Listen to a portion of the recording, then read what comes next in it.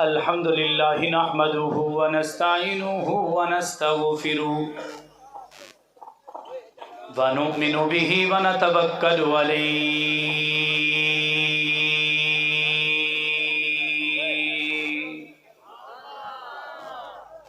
ونعوذ بالله من شرور أنفسنا ومن سيئات أعمالنا من يهده الله فلا مضل له ومن يضلل فلا هادي له ونشهد أن لا إله إلا الله وحده لا شريك له ولا وزير له ولا مشير له ولا معين له وصل على سيد الرسل وخاتم الأنبياء المبعوث إلى كافة للناس بشيرا ونذيرا وداعيا إلى الله بإذنه وسراجا منيرا أما بعد فأعوذ بالله من الشيطان الرجيم بسم الله الرحمن الرحيم قال الله تبارك وتعالى في كلامه المجيد وفرقان الحميد محمد رسول الله والذين معه أشداء على الكفار رحماء بينهم وقال النبي صلى الله عليه وسلم أصحابي كالنجوم فبأيهم اقتديتم اهتديتم أو كما قال عليه الصلاة والسلام خير القرون قرني صدق الله العظيم وصدق رسوله النبي الكريم ونحن على ذلك لمن الشاهدين والشاكرين والحمد لله رب العالمين. درود پاک سارے مل کر درود پاک پڑھ لیں. اللہم صلی علی محمد وعلی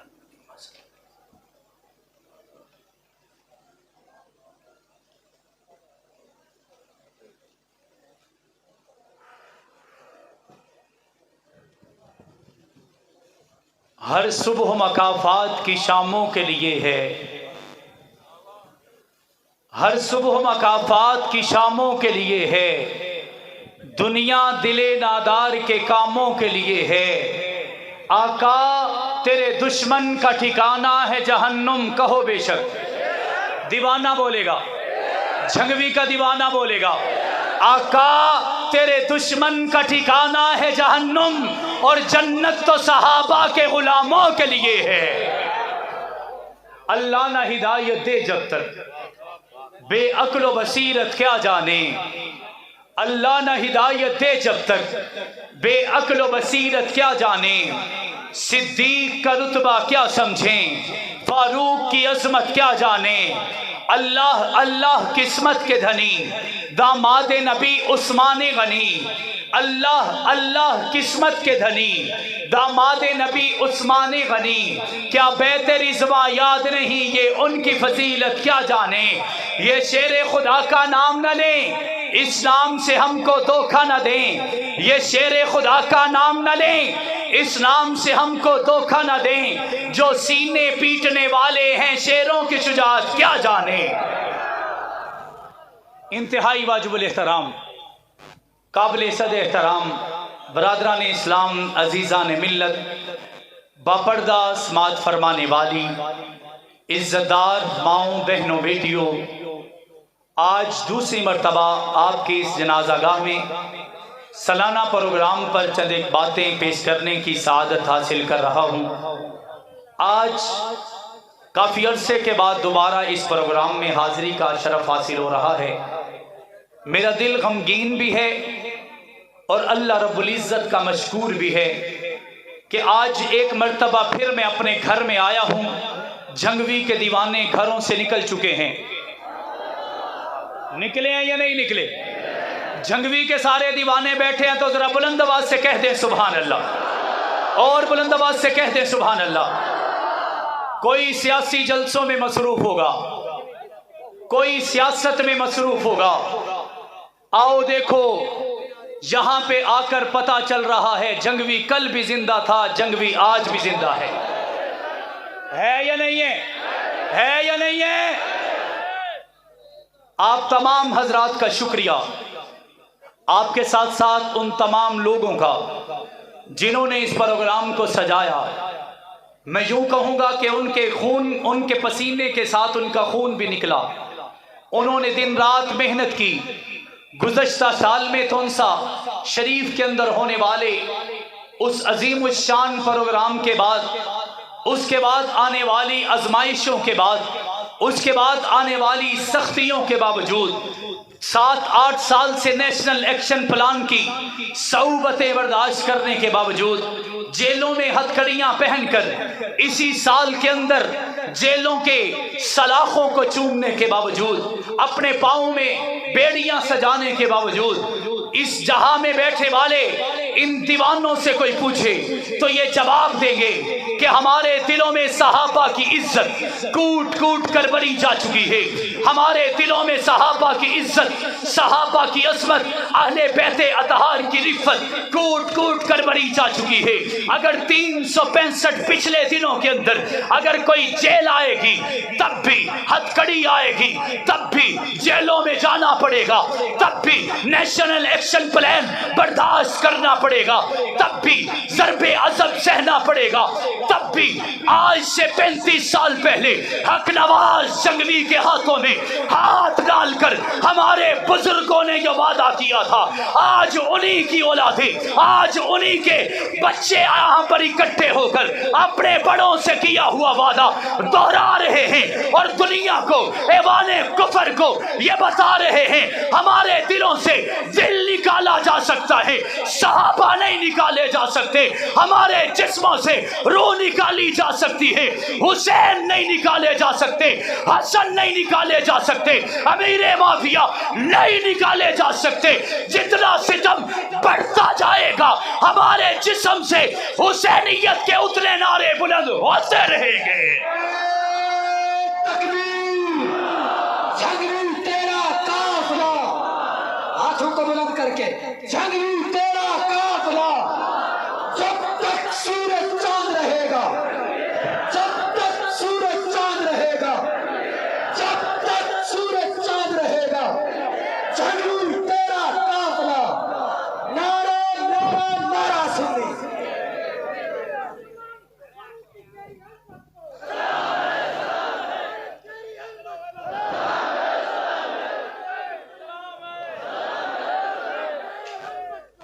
بہت شکریہ۔ میں نے آپ حضرات کے سامنے 2 حدیث مبارکہ تلاوت فرمائیں اور قرآن پاک کے ضخیم مجموعہ میں سے ایک آیت تلاوت کی گئی، بلکہ یوں کہوں کہ اس کا کچھ حصہ آپ کے گوش گزار کیا گیا۔ آج کا عنوان سیدنا حسین ابن علی ہے، لیکن مجھے عظمت صحابہ کے حوالے سے آج عنوان بتایا گیا ہے۔ میں اسی کو مد نظر رکھتے ہوئے چند ایک باتیں آپ کی جھولی میں ڈال کر اجازت چاہوں گا۔ آپ ایک شعر مرد مجاہد کا بیان سن چکے ہیں اور جس کے لیے آپ کی نگاہیں ترس رہی ہیں وہ اتنا ہی آپ سے قریب تر ہوتے چلے جا رہے ہیں۔ میری تقریر کے دوران مجھے امید ہے کہ وہ چہرہ جس کے لیے آپ بے قرار ہیں، جس کے لیے آپ بے چین ہیں، وہ آپ کی نظروں کے سامنے ہوگا۔ اس لیے جب تک وہ نہیں تشریف لے آتے اس وقت تک تھوڑی سی توجہ میری طرف ہوگی، آپ کے علم میں اضافہ بھی ہوگا، آپ کے ایمان کو تازگی بھی ملے گی۔ میں نے حدیث مبارکہ میں سے 2 حدیثیں آپ کے سامنے گوش گزار کی، میں ان میں سے ایک حدیث آپ کے سامنے رکھ کر اسی کی تفسیر کر کے آپ حضرات سے اجازت چاہنے جا رہا ہوں۔ اللہ رب العزت کے لاڈلے پیغمبر نے فرمایا خیر القرون کرنی، جس کے مفہوم علماء یہ بتاتے ہیں کہ نبی مکرم رسالت پنا حضرت محمد مصطفیٰ سب کہتے ہیں صلی اللہ علیہ وسلم نے ارشاد فرمایا کہ سب سے بہترین زمانہ میرا زمانہ ہے، اس میں کوئی شک بھی نہیں ہے، اس میں کوئی شبہ بھی نہیں ہے، اس میں کوئی شک کی گنجائش بھی نہیں ہے، اس میں کوئی ایسا شخص بھی موجود نہیں جس کو اس بات پر یقین نہ ہو کہ سب سے بہترین زمانہ محمد کا زمانہ ہے۔ میں اسی کو آگے بڑھا کے کہنا چاہتا ہوں، اے آمنہ کے در یتیم بدر الدجا شمس الضحیٰ آفتاب خدا نور خدا سرفراز رضا تاجدار غنا سید شیشہ روح گلستہ شمع فیروزہ صاحب کون و مکان جانشین عبداللہ جگر گوشہ آمنہ امام حرم حکمران عرب قائد انسانیت فخر کونین صاحب کون و مکان سید الاولین سید الاخرین اکرم الاکرمین شفیع المسلمین راحت للعاشقین رحمت للعالمین امام الانبیاء فخر انبیاء تاجدار انبیاء خاتم الانبیاء وجہ کائنات مقصود کائنات عطرت کائنات مدحت کائنات گفتار کائنات للکار کائنات ہمت کائنات قوت کائنات طاقت کائنات استقامت کائنات مسکراہٹ کائنات جہاد کائنات مسکراہٹ کائنات اخلاق کائنات للکار کائنات فصاحت کائنات بلاغت کائنات جرت کائنات محبوب کبریا رسالت بنا حضرت محمد مصطفیٰ صلی اللہ علیہ وسلم سے مخاطب کر کے کہنا چاہتا ہوں، اے آمنہ کے در یتیم، صرف آپ کا زمانہ صرف بہترین نہیں، آپ کا شہر بھی بہترین، آپ کا علاقہ بھی بہترین، آپ کی گلیاں بھی بہترین، آپ کا مسکرانا بھی بہترین، آپ کے اخلاق کو دیکھا وہ بھی بہترین، آپ کے چلنے کو دیکھا وہ بھی بہترین، آپ کے مسکرانے کو دیکھا وہ بھی بہترین، آپ کی ہجرت کو دیکھا وہ بھی بہترین، ابو بکر کی گود کو دیکھا وہ بھی بہترین، عمر کو مانگ کے لیا گیا وہ بھی بہترین، عثمان کو 2 بیٹیاں دے ڈالی وہ بھی بہترین، علی کو جرت والا شہر خدا بنایا وہ بھی بہترین، حسین کو جنت کا بادشاہ بنایا وہ بھی بہترین، امیر معاویہ کو پوری دنیا کا حکمران بنایا وہ بھی بہترین، ان دیوانوں کے قدموں پہ جو حق نواز جنگلی کٹ کے قبر کی پاتال میں اترا، رب کعبہ کی قسم وہ بھی بہترین ہے۔ تکبیر، عظمت صحابہ، شان صحابہ، واہ صحابہ واہ، ہاتھوں کو بلند کر کے واہ صحابہ واہ، واہ صحابہ واہ، واہ صحابہ واہ، نعرہ نعرہ نعرہ سنی۔ بہترین ہے یا نہیں ہے؟ میں نے کہا پھر ایک سوال دل میں پیدا ہوا، نبی پاک نے فرمایا کہ میرا زمانہ بہترین زمانہ، میرے آقا مکہ سے نکلے مدینہ میں گئے، اس کا مطلب مکہ کا زمانہ بہترین زمانہ، مدینہ کا زمانہ بہترین زمانہ، ابو بکر کا زمانہ کدھر گیا، عمر کا زمانہ کدھر گیا، عثمان کا زمانہ کدھر گیا، علی المرتضیٰ کا زمانہ کدھر گیا؟ جب یہ سوال میرے دل میں پیدا ہوا، میرے والد مورخ اسلام ضیاء الرحمن فاروقی نے مجھے اس کا جواب دیا۔ وہ فرمانے لگے پریشان نہ ہونا، نبی کی ہر بات میں صحابہ کی بات ہے، نبی کی ہر بات میں صحابہ کی بات ہے۔ میں نے کہا مجھے سمجھ نہیں آیا، تو انہوں نے جواب دیا کہ خیر القرون کرنی کا مطلب ہے میرا زمانہ۔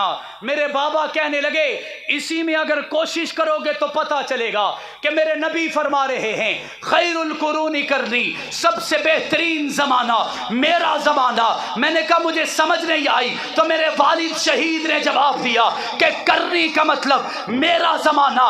والد کہنے لگے اس کرنی میں جو کاف ہے یہ صدیق اکبر کی ہے، اس کرنی میں جو راہ ہے یہ عمر کی ہے، اس کرنی میں جو نون ہے یہ عثمان کی ہے، اس کرنی میں جو یا ہے یہ علی المرتضی شیر خدا کی ہے۔ میں نے کہا پھر میں یہ کہنے پہ مجبور ہو گیا، آقا فرما رہے ہیں سب سے بہترین زمانہ میرا زمانہ، بہترین زمانہ ابو بکر صدیق کا زمانہ، عمر فاروق کا زمانہ، عثمان غنی کا زمانہ، علی المرتضی کا زمانہ۔ میں نے کہا ابا جی اس سے آگے بڑھنا چاہتا ہوں تو پتا چلا سعد کا زمانہ بہترین زمانہ، حسن کا زمانہ بہترین زمانہ، حسین کا زمانہ بہترین زمانہ، عبد الرحمن کا زمانہ بہترین زمانہ، ابو ذر غفاری کا زمانہ بہترین زمانہ، امیر معاویہ کا زمانہ بہترین زمانہ،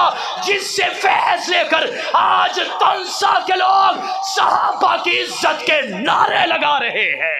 نعرہ تکبیر، شان صحابہ، عظمت صحابہ، گفتار صحابہ، کردار صحابہ، زندہ ہے چھگری، زندہ ہے چھگری، نعرہ تکبیر۔ میری بات سمجھ میں آ رہی ہے؟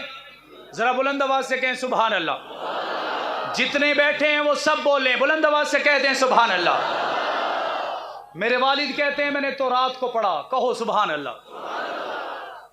میں نے تورات کو پڑھا جو حضرت موسیٰ پہ نازل ہوئی۔ کس پہ؟ کس پہ؟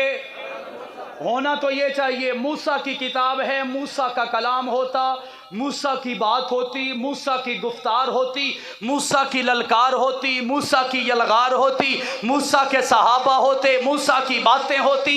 میرے والد کہتے ہیں میں پڑھ کر حیران رہ گیا، کتاب موسیٰ کی اتری بھی موسیٰ پر، لیکن موسیٰ کی اس تورات کے اندر 13 مرتبہ موسیٰ کے صحابہ کا ذکر اور 17 مرتبہ محمد کے صحابہ کا ذکر۔ فرماتے ہیں میں نے زبور کو دیکھا، زبور کے اندر جو حضرت داؤد پہ نازل کی گئی، داؤد کی اس کتاب کے اندر 7 مرتبہ داؤد کے صحابہ کا ذکر آیا، 9 مرتبہ محمد کے صحابہ کا ذکر آیا۔ کہتے ہیں میں نے انجیل کو پڑھا جسے آج دنیا بائبل کے نام سے یاد کرتی ہے، جس کے فالوور پوری دنیا میں مسلمانوں کے بعد سب سے زیادہ تعداد رکھنے کا دعویٰ کرتے ہیں۔ موسیٰ کی اس کتاب کے اندر جس میں باتیں بھی موسیٰ کی ہوتی، کلام بھی موسیٰ کا ہوتا، جھنڈے بھی موسیٰ کے لہرائے جاتے، علم بھی موسیٰ کے بلند ہوتے، لیکن آپ حیران ہوں گے اس موسیٰ کی کتاب کے اندر صرف 9 مرتبہ عیسیٰ کے صحابہ کا، عیسائیوں کی اس کتاب کے اندر 9 مرتبہ حضرت عیسیٰ کے صحابہ کا ذکر آیا اور 14 مرتبہ محمد کے صحابہ کا ذکر آیا۔ واہ صحابہ واہ، واہ صحابہ واہ، واہ صحابہ واہ، واہ صحابہ واہ۔ کہتے ہیں میں نے قرآن پڑھا، قرآن کی 750 آیات میں محمد کے صحابہ کا ذکر آیا۔ میں نے کہا پھر مجھے یہ کہنے دیجئے، ہم صحابہ کے سینوں میں دیکھتے ہیں اللہ کا قرآن نظر آتا ہے، اور ہم قرآن کے سینے میں دیکھتے ہیں تو صحابہ نظر آتے ہیں۔ آج بلوچستان کو آفت زدہ قرار دیا جا چکا ہے۔ 88 آج سے 4 دن پہلے تک 88 افراد آنے والے سیلاب اور طوفان میں اپنی جانیں گنوا بیٹھے ہیں، لیکن ان سارے طوفانوں، ان ساری بارشوں میں کوئی ایک بندہ بھی کھڑا ہو کر یہ دعویٰ نہیں کر سکتا کہ اس طوفان میں اللہ کا قانون بدل گیا کہ مشرق کی بجائے مغرب سے سورج نکلے گا، نمازیں 5 کی بجائے 3 ہو چکی ہیں، اشراق ختم کر دی گئی ہے، روزے مٹا دیے گئے ہیں، زکوٰۃ کا حکم ختم کر دیا گیا ہے۔ کوئی ایک شخص بھی ایسا دعویٰ نہیں کر سکتا۔ دنیا کا کوئی بھی نظام درہم برہم ہو جائے، اللہ کا قانون، اللہ کی لاٹھی، اللہ کے قوانین نہیں بدلا کرتے۔ آؤ میں ان کے در پر لیے چلتا ہوں، دنیا ساری الٹ پلٹ ہو جائے، دنیا ساری آفات میں ڈکی چلی جائے، اللہ کا قانون نہیں بدلتا۔ جب بات میرے صحابہ کی آتی ہے تو اللہ کا قانون بھی بدل جاتا ہے۔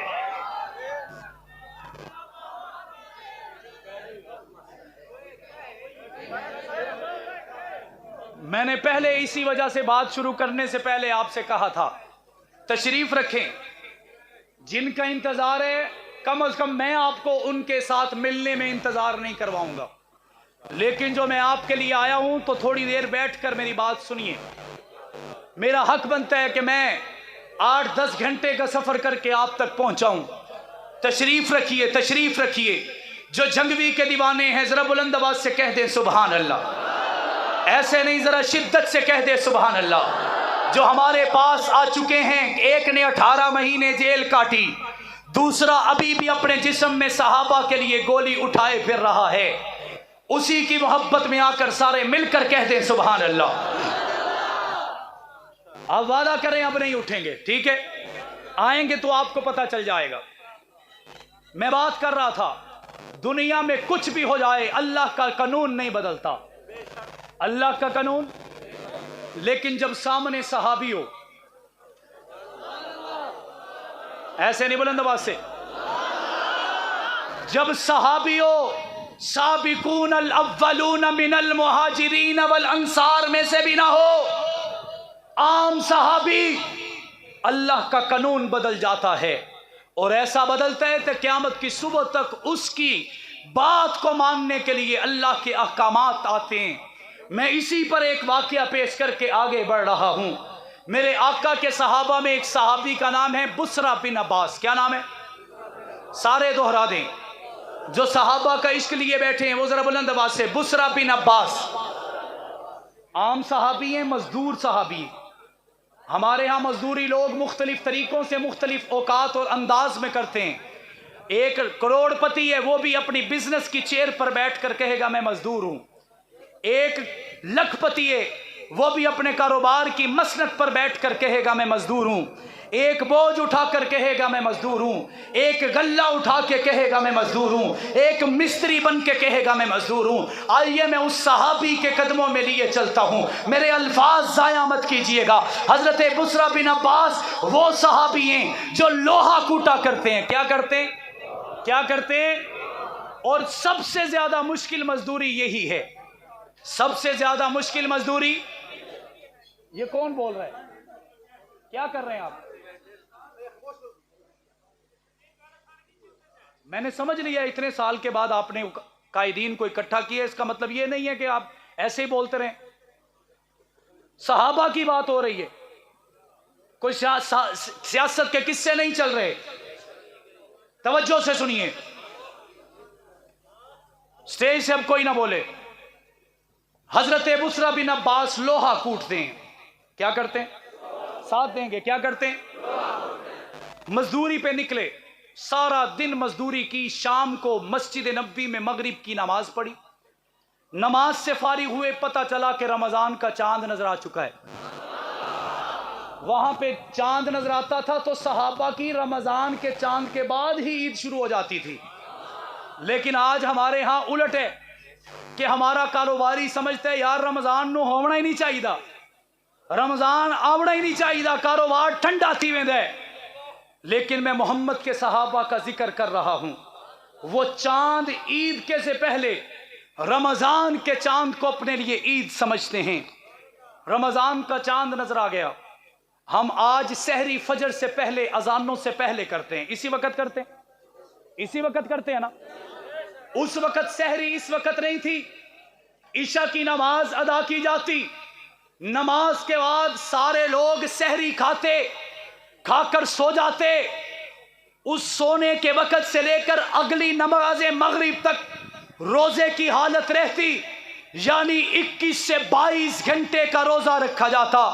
لیکن میں قربان ان صحابہ کے قدموں پر، آج انہی صحابہ کے ماننے والے تو ضرور ہیں، لیکن روزہ رکھ کر، ٹھنڈی مشین لگا کر، اے سی چلا کر، ایئر کولر کے نیچے بیٹھ کر کاروبار ختم کیے بیٹھے ہیں، اپنے سارے معاملات مٹائے بیٹھے ہیں۔ آؤ محمد کے صحابہ کو دیکھو، یہ وہی رمضان کا مہینہ ہے، اسی رمضان کے مہینے میں اللہ کی طرف سے پہلی مرتبہ پکارا گیا کہ اسلام کی سربلندی کے لیے اسی رمضان میں نکلنا ہے۔ رب کعبہ کی قسم، بدر لگائی گئی، صحابہ نکلے، بدر قائم کی گئی، صحابہ نکلے، جنگ لڑی گئی، صحابہ نکلے، تلواریں بھی نہیں تھیں، नेज़े भी नहीं थे, हथियार भी नहीं थे, सवारियां भी नहीं थी, तादाद भी नहीं थी, दुश्मन ज्यादा था, मुसलमान कम थे। लेकिन जब मोहम्मद का हुक्म आया था, रब्बे काबा की कसम, इसी रमजान के महीने में सहाबा ने गर्दनें कटवा के, अपनी गर्दनों का खून पेश करके, अपने बच्चों को यतीम करवा के, अपनी बीवियों को बेवा करवा के, वालिदैन को बेसहारा छोड़ के जिस अजीम हस्ती के नारे लगाए थे उसे मोहम्मद मुस्तफा कहा जाता है। नारे तकबीर, शान मोहम्मद मुस्तफा, अजमत मोहम्मद मुस्तफा, शान सहाबा, अजमत सहाबा, नारे तकबीर। हजरत बुसरा बिन अब्बास, हजरत बुसरा बिन अब्बास ईशा की नमाज पढ़ते हैं, नमाज के बाद अपने घर की तरफ तशरीफ ले जाते हैं, अपनी अहलिया से कहते हैं कि सहरी लाओ खाएं ताकि रोजे का आगाज हो सके। अहलिया रोजे की सहरी का इंतजाम करती हैं। इतनी देर में बुसरा बिन अब्बास की बिस्तर पर थकावट की वजह से, थकन की वजह से, कराहट की वजह से आंख लग जाती है। जब आंख खुलती है फजर की अजानों का वक्त हो चुके, बड़े परेशान हैं। अहलिया कहती है आपने रोजा छोड़ दिया, आज सहरी नहीं खाई। हजरत बुसरा बिन अब्बास मुस्कुरा के कहते हैं सहरी नहीं खाई तो क्या हुआ, आज 8 पहरा रोजा रखूंगा। अहलिया ने कहा आपने लोहा कूटना है, लोहा। कहने लगे कोई फिक्र नहीं। घर से निकले, 8 पहरा रोजा रख लिया। मैंने कहा मेरा रब अपनी रहमत से आजमा रहा है, मेरा रब उनके दिलों को कुंदन बना रहा है। सारा दिन मजदूरी करना थी, दोपहर को सूरज की लो सर पे पड़ी, नकाहत थी, पिछले दिन सुबह के वक्त का खाना खाया हुआ है, रोजे की हालत में मजदूरी पूरी की हुई है, बेहोश होके गिर पड़े। सहाबा ने उठाया और घर ले गए। वहां पे एक आलिम दीन सहाबी आए, उन्होंने कहा ए बुसरा तेरे लिए रोजा तोड़ना जरूरी है, तूने मजदूरी की है, तेरी जान निकल जाएगी। बुसरा बिन अब्बास मुस्कुरा के कहने लगे कि रोजा छोड़ने का तो सवाल ही पैदा नहीं होता। एक सहाबी ने कहा जान निकल जाएगी। हजरत बुसरा मुस्कुरा के कहते हैं अगर रोजा पूरा हुआ तो गाजी बनूंगा, जान निकल गई तो शहीद बनूंगा। अल्लाह ने रोजा पूरा करवा दिया। मगरिब की नमाज, 2 खजूरें। आज कोई एक बंदा भी यहां पे खड़ा होकर यह दावा नहीं कर सकता कि किसी एक दिन भी रमजान की अफ्तारी के वक्त उसके दस्तरखान पर सिर्फ 2 खजूरें थी। लेकिन मेरे मोहम्मद के सहाबा हर अफ्तारी यूं किया करते थे, 2 खजूरें खाई, 1 लस्सी का गिलास पिया। ईशा की नमाज के वक्त का इंतजार कर रहे हैं। नमाज के लिए अजान हुई, नमाज पढ़ी।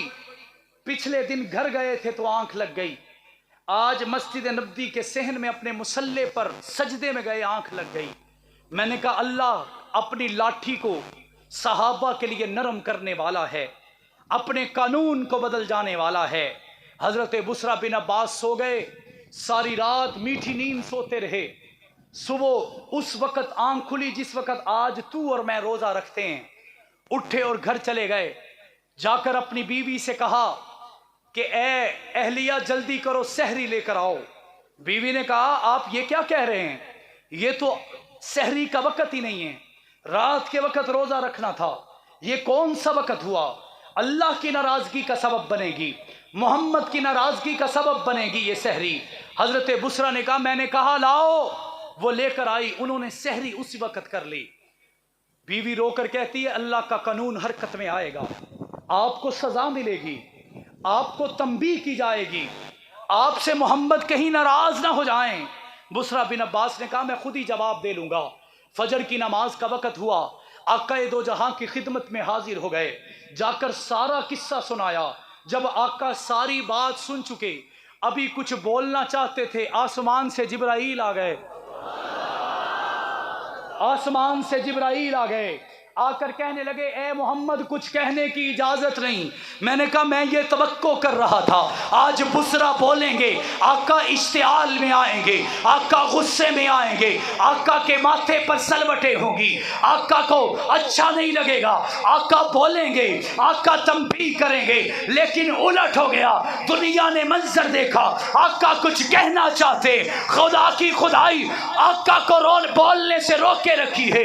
حضرت جبرائیل کہتے ہیں اے آقا آپ کو کچھ کہنے کی اجازت نہیں ہے, پوری دنیا کے لوگوں کو یہ خوشخبری سنا دو, آج کے بعد سحری کا وقت وہی ہوگا جو آج بسرا بن عباس کا وقت تھا.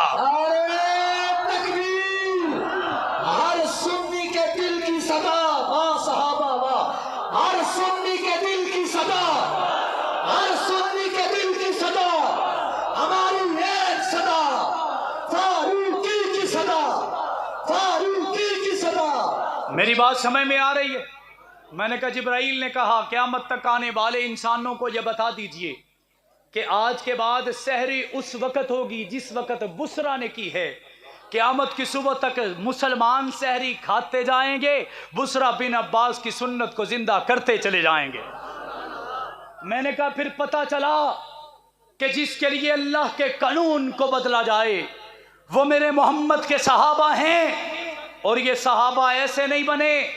اس کے لیے صعوبتیں برداشت کی گئیں, اس کے لیے جوانیاں لٹائی گئیں, اس کے لیے آروں میں ڈالا گیا, اس کے لیے اونٹوں کے ساتھ باندھ دیا گیا, اس کے لیے جیلوں میں ڈالا گیا, اس کے لیے شیب ابی طالب کی گھاٹی میں دن گزارنے پڑے.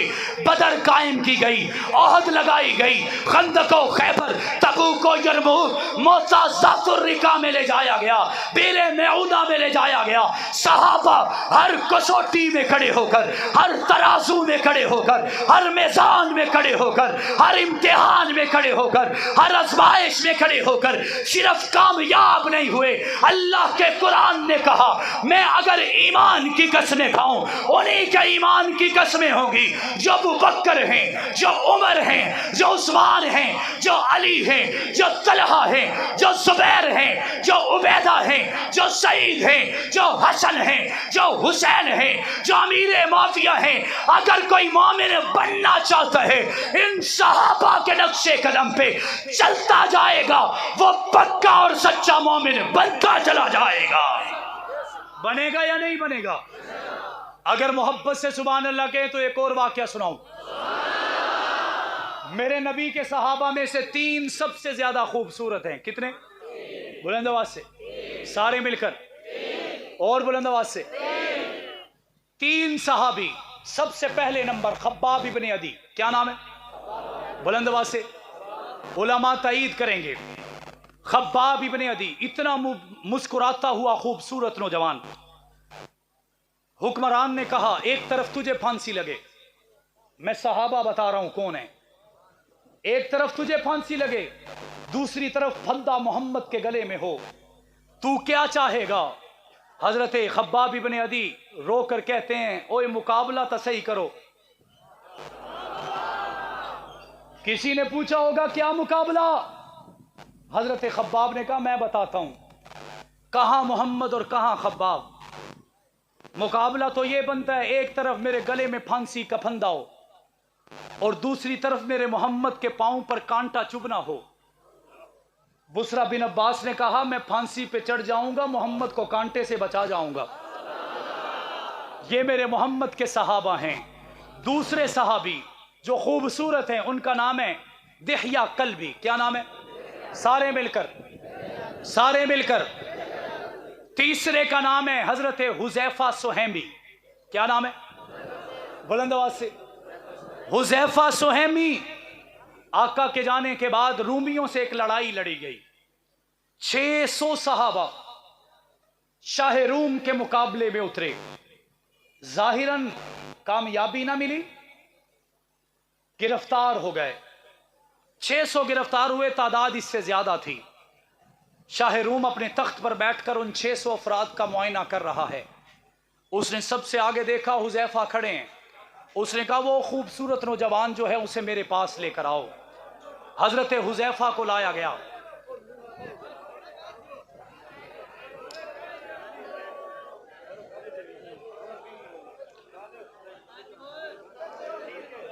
بات ختم کر لیں، تشریف رکھیں پھر۔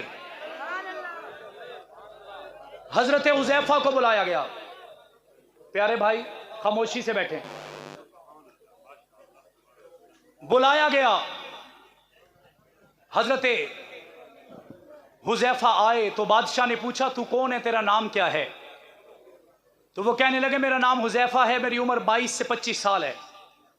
کہا کہ تجھے پتہ ہے کہ تو کتنا خوبصورت ہے؟ شاہ روم کہہ رہا ہے تجھے پتہ ہے تو کتنا خوبصورت ہے؟ حضرت حذیفہ نے کہا نہیں۔ بادشاہ نے کہا شاہی شیشہ، شاہی آئینہ، شاہی میرر لایا جائے۔ حضرت حذیفہ کے لیے شیشہ لایا گیا، شیشہ دکھا کر پوچھتا ہے بتا اس سے زیادہ حسین کوئی تو نے دیکھا ہے؟ حضرت حذیفہ نے کہا بہت سے ہوں گے۔ وہ کہنے لگا تو ان 600 بدوؤں کے ساتھ کیا کر رہا ہے؟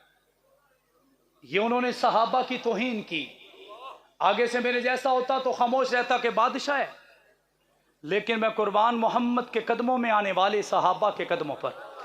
حضرت حذیفہ نے کہا خبردار، ان کو بدو نہ کہنا، یہ محمد کے غلام ہیں اور میرے امام ہیں، یہ محمد کے غلام ہیں، میرے امام ہیں۔ کہنے لگا کوئی ایک تو اپنے جیسا لا کے دکھا، یہاں کیا کرنے آیا ہے؟ حضرت حذیفہ نے کہا میں محمد کی عزت کا پہرا دینے آیا ہوں۔ بادشاہ نے کہا تیرے لیے آفر ہے، میں تجھے اپنی بیٹی کا رشتہ دینا چاہتا ہوں۔ حضرت حذیفہ نے کہا اچھا کیسے، کیوں؟ وہ کہنے لگا ایک ہی شرط ہے، ایک طرف میری بیٹی کا رشتہ، دوسری طرف محمد کو چھوڑنا۔ محمد کو؟ حضرت حذیفہ مسکرا کر کہنے لگے تیری بیٹیوں جیسے، تیری بیٹی کے ہزاروں رشتے محمد کے قدموں پر لگنے والی مٹی پہ قربان۔ وہ کہنے لگا صرف رشتہ نہیں دوں گا، ساتھ میں آدھی بادشاہت بھی۔ فرمانے لگے ایسی 50 بادشاہتیں محمد کے قدموں پہ قربان۔ بادشاہ نے کہا تیری اکڑ ابھی نکلتی ہے، اسے اٹھاؤ فلاں محل میں چھوڑاؤ، وہاں پہ 6 دوشیزائیں خوبصورت لڑکیاں نوجوان۔ میرے والد کہا کرتے تھے کہ یہ الگ موضوع ہے کہ وہ 6 کی 6 مل کے بھی حذیفہ کے چہرے کا مقابلہ نہ کر سکی، یہ الگ موضوع ہے۔ کہتے ہیں کہ ان کو قید کر دیا گیا، 6 لڑکیاں بھی ساتھ۔ کئی دن کے بعد بادشاہ نے کہا لے آؤ حذیفہ نو، ہندی ہیکڑی نکل گئی اسی۔ حضرت حذیفہ کو لائے، ہونا تو یہ چاہیے تھا حذیفہ کی نظریں جھکی ہوتی، ان لڑکیوں کے چہرے کھلے ہوتے۔ نظام الٹ گیا، کیونکہ نظام اللہ کے ہاتھ میں ہے۔ کس کے ہاتھ میں ہے؟ کس کے ہاتھ میں ہے؟ کسی نے کہا تھا کہ میں اس انداز سے تمہیں ٹارگٹ کروں گا کہ تمہیں پتہ بھی نہیں چلے گا۔ میں نے کہا وہ کہنے والا دبئی میں مر رہا ہے، اس کو موت بھی نہیں آ رہی، کیونکہ نظام کس کے ہاتھ میں ہے؟ بلند آواز سے کس کے ہاتھ میں ہے؟ جنگوی کو مار کے سوچا یہ مر گئے، لیکن دیکھو آج جنگوی ہر دل میں زندہ ہے۔ زندہ ہے یا نہیں ہے؟ میری بات سمجھ میں آ رہی ہے؟ اس نے کہا حذیفہ کو لے آؤ۔ ساری عورتوں کی نظریں جھکی ہوئی ہیں، حذیفہ سینہ چوڑا کر کے مسکرا رہے ہیں۔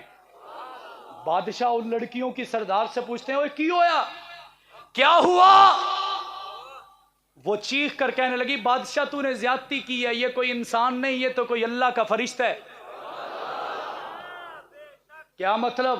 وہ کہنے لگی ان 6-7 دنوں میں کون سا طریقہ تھا جو ہم نے نہیں آزمایا، کون سا ایسا ایکشن تھا جو نہیں دکھایا، لیکن ان دنوں میں ایک مرتبہ میں حذیفہ نے ہماری طرف نظر اٹھا کے نہیں دیکھا ہے۔